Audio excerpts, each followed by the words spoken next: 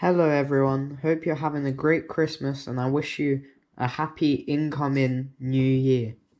Today's video is about the Hero 8 Media Mod, so let's unbox it.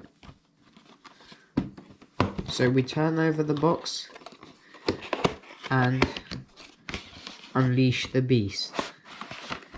Here inside, as you can see, you have the Hero 8 Media Mod, but you also get the clip which comes standard with GoPro cameras, and you also get a thumb screw, which I think these are better than the metal ones because easier to grip. So enough of that, let's talk about the GoPro Hero 8 Media Mod itself.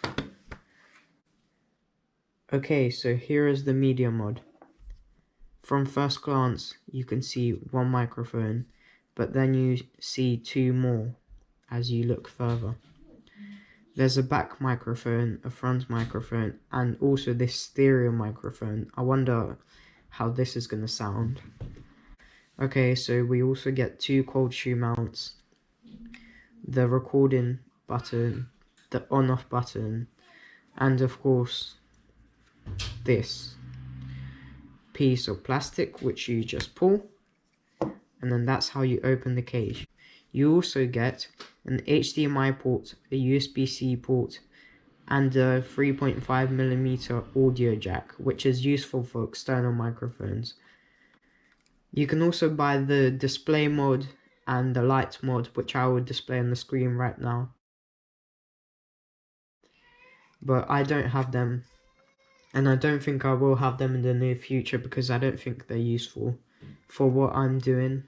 And the next thing I will do is compare this audio of the GoPro Hero 8 to the Media Mod audio. This is the Hero 8 Media Mod back microphone audio test.